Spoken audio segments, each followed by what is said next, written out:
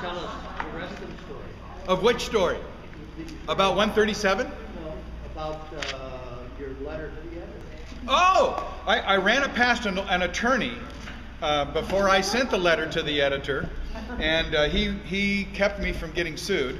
He said, "You're questioning the prosecuting attorney's motives here." And I said, "I certainly am." He said, "You can't do that. You can call him a rotten stinker, but you can't question his motives in print." So I said, well, okay, then I guess I'll have to settle for calling him a rotten stinker. And in the end, the woman and her family, it cost them $250,000, but they beat the lawsuit. And she was not guilty of what they accused her of. But it doesn't matter. Yeah, that's the end of that story. Okay, now, we in general, the people who come to this Sunday school class know their Bibles pretty well. Okay, in general. Okay, so remember the story of Jonah. God, who loved the world so much, He sent the one and only Son, sent a prophet to preach to Nineveh. And the prophet's name was Jonah. And whether you believe this is historical or not, I just don't care. But the story is this. You know, Nineveh was the capital of the most powerful nation in the world, and it was known for its amazing cruelty. Torture, mass death.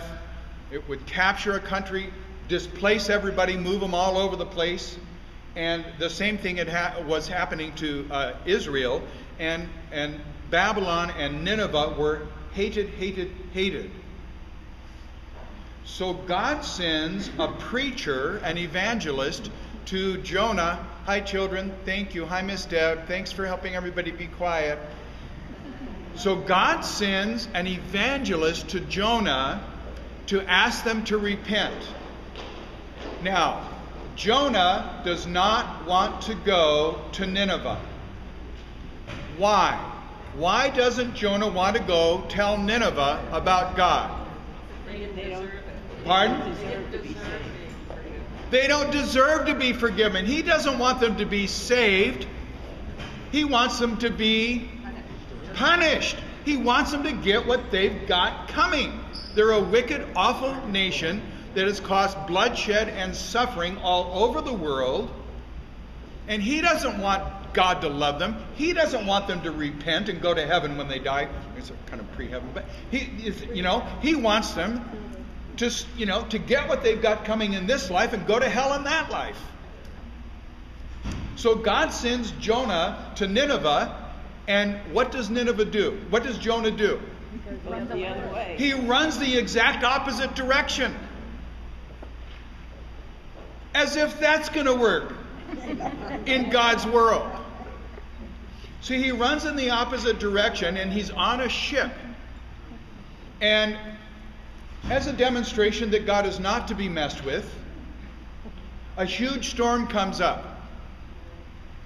And the sailors do on this ship what sailors do on every ship when the ship is in danger. They start lightening the load. They throw stuff overboard. But the storm is threatening the boat.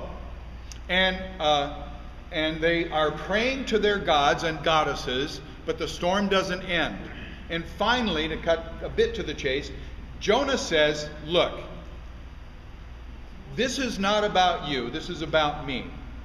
And he knows that the problem is there's this terrible storm because Jonah has run away from what God asked him to do. So he says to the crew of the ship, if you throw me overboard, the weather will improve.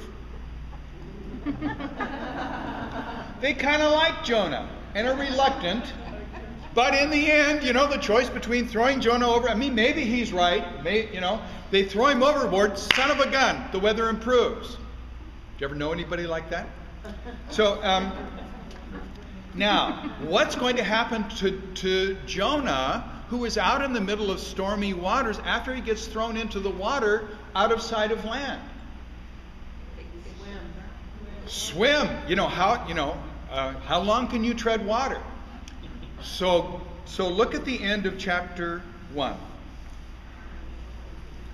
But the Lord provided a great fish to swallow Jonah, and Jonah was inside the fish 3 days and 3 nights. Now let me just make a comment. Lots and lots of discussion goes on among Christians about Jonah being swallowed by a whale or by a great fish, and there's a lot of argument about could that happen or couldn't that happen. Please forget it. It doesn't matter. The issue of the story is when God sends you to Nineveh to preach, it's probably better if you go. And the real drama in this story is not whether or not a fish could do this. I mean, if God created the universe, then God could have put a color TV in the fish's tummy. And, maid service. Okay? That's not the issue. And the story of Jonah doesn't give a rip about the plausibility of this issue.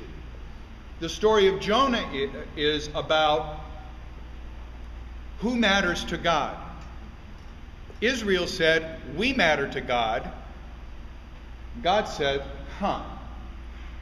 It turns out the whole world matters to God, and someday you're going to get to know my son Jesus, and you'll find that out.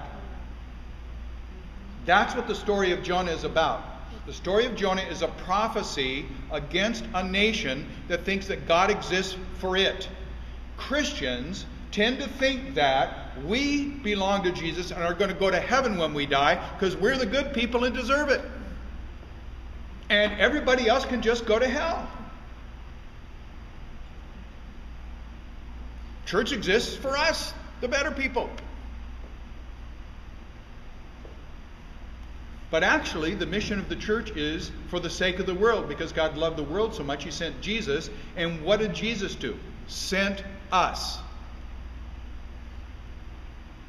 So if you don't want to take Jesus to your school, to your work, to your neighborhood, to your family, read the book of Jonah and tremble. That's the message of the book of Jonah.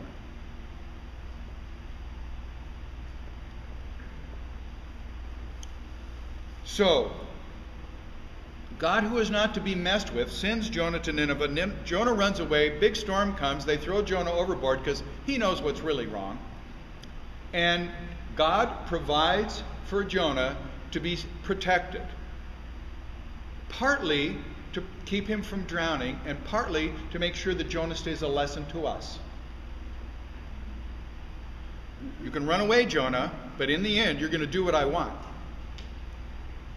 And just to finish, in a moment, we're going to read the psalm from the belly of the whale, or the big fish. Okay? So how does this drama turn out? After Jonah is in the belly of the whale 3 days and 3 nights, what happens? The whale, the great fish, vomits him up on the shore. There's a lovely scene. After bathing, one presumes, and getting the smell of being inside of a fish off you, Jonah does what? He goes to Nineveh. Wow, he kind of did take the long way, but he winds up there. And does anybody remember what is Jonah's presentation of the gospel to Nineveh? Lord's going to destroy you if you don't repent. Yes, it's not. There is a God who loves you, who one day is going to send His one and only Son to pay for your sin.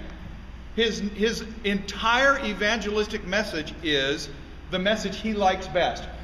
Yet 40 days, and Nineveh will be destroyed. That's His entertaining message. So you can send Jonah to Nineveh, but you can't make him cheerful about it.